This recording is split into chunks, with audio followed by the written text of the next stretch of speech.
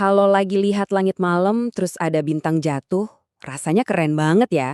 Tapi, pernah kebayang nggak sih gimana kalau yang datang ke arah kita itu bukan sekedar kerikil kecil yang terbakar habis, tapi bongkahan batu raksasa yang melesat lurus menuju bumi? Nah, ini nih pertanyaan utamanya. Kalau hari itu beneran datang, apa peradaban manusia punya kesempatan buat bertahan hidup? Yuk kita coba bedah bareng-bareng kemungkinannya. Ancaman ini tuh bukan cerita fiksi ilmiah loh.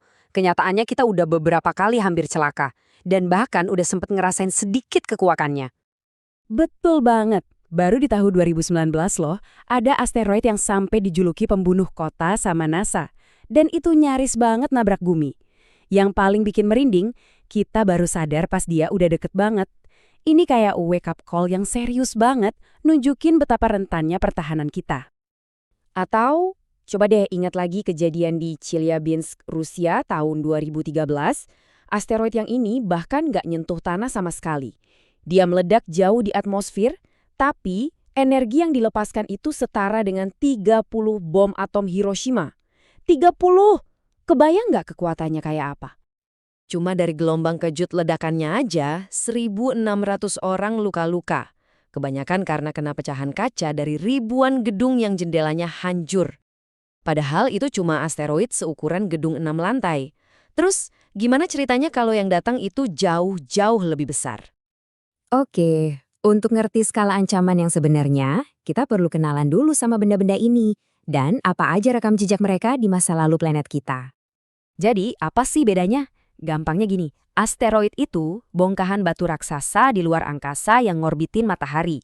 Nah, kalau asteroid-asteroid ini tabrakan, pecahan-pecahan kecilnya itu yang kita sebut sebagai meteor. Dan jumlah mereka itu banyak banget. Di sabuk asteroid utama yang ada di antara Mars dan Jupiter, diperkirakan ada sampai 1,9 juta asteroid. Bayangin. Dan dari sebanyak itu, ribuan di antaranya punya potensi untuk suatu saat nanti mengarah ke bumi. Tapi bukan ukurannya aja yang bikin ngeri. Justru kecepatannya itu loh yang membawa energi perusak yang luar biasa. Coba bayangin, asteroid itu bisa melesat 225 kali lebih cepat dari mobil Ferrari. Dengan kecepatan segila itu, batu kecil aja bisa punya daya hancur yang masif. Dan kita punya bukti sejarahnya yang paling terkenal. Sebuah asteroid raksasa menghantam bumi dan jadi pemicu salah satu kepunahan massal terbesar dalam sejarah planet kita. Coba kita ikuti rangkaian bencananya, serem banget nih. Pertama, hantamannya sendiri yang langsung ngelempar triliunan ton puing ke angkasa. Terus, puing-puing ini nggak diem aja di atas sana, mereka jatuh lagi ke bumi, membakar atmosfer, dan menciptakan hujan api global. Setelah itu, bumi jadi gelap gulita karena diselimuti debu selama puluhan tahun, mematikan semua tanaman dan menghancurkan rantai makanan dari akarnya. Hasil akhirnya adalah kepunahan massal. Seperti yang bisa kita lihat, bukan cuma dinosaurus aja yang punah, tapi 3 dari setiap 4 spesies di planet ini lenyap selamanya. Satu hantaman tunggal, berhasil meriset evolusi di bumi. Nah, sebesar itulah ancaman yang kita hadapi. Oke, cukup dulu cerita seremnya.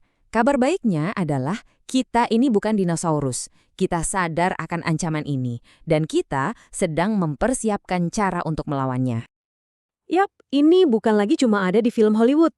Beneran ada loh orang-orang yang kerjaannya ngitungin dan nyusun strategi buat nyelamatin bumi dari ancaman asteroid. Mereka ini adalah unit pertahanan planet kita. Saat ini, para ilmuwan lagi ngembangin beberapa strategi utama. Intinya simpel, bukan dihancurkan, tapi dibelokin. Cukup digeser sedikit aja dari jalurnya biar nggak jadi nabrak.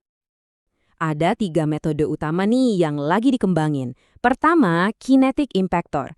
Anggap aja kayak main biliar di luar angkasa. Kita tabrakin pesawat ruang angkasa super cepat ke asteroid buat nyolek dia biar geser dari jalurnya.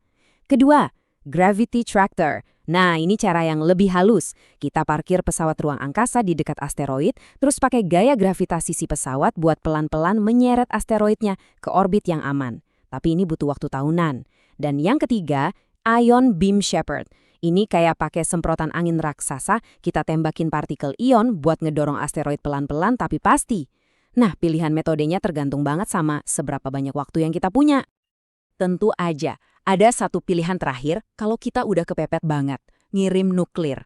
Walaupun sebenarnya sekarang ini ilegal ya buat meledakkan nuklir di luar angkasa, menurut perjanjian internasional, tapi dalam situasi darurat, ini bisa jadi satu-satunya pilihan kita buat mecahin atau ngebelokin ancaman di detik-detik terakhir. Jadi, setelah tahu ancamannya, tahu juga solusinya, kita ada di posisi mana sekarang? Apa sih sebenarnya ujian terbesar buat kita sebagai umat manusia? Kabar baiknya lagi nih, secara statistik kemungkinan kita dihantam asteroid raksasa dalam waktu dekat itu kecil banget, di bawah 0,02%. Para astronom di seluruh dunia kerja keras siang malam, nyisir langit buat nemuin ancaman sedini mungkin dan ngejaga kita tetap aman. Selain itu, kita juga harus ingat kalau planet kita ini kan gede banget ya. 70% permukaannya itu lautan. Jadi kemungkinan sebuah asteroid jatuh tepat di kota padat penduduk itu lebih kecil lagi. Soal probabilitas, alam semesta masih berpihak sama kita lah. Tapi, ini poin paling pentingnya. Ancaman terbesar itu mungkin bukan datang dari langit.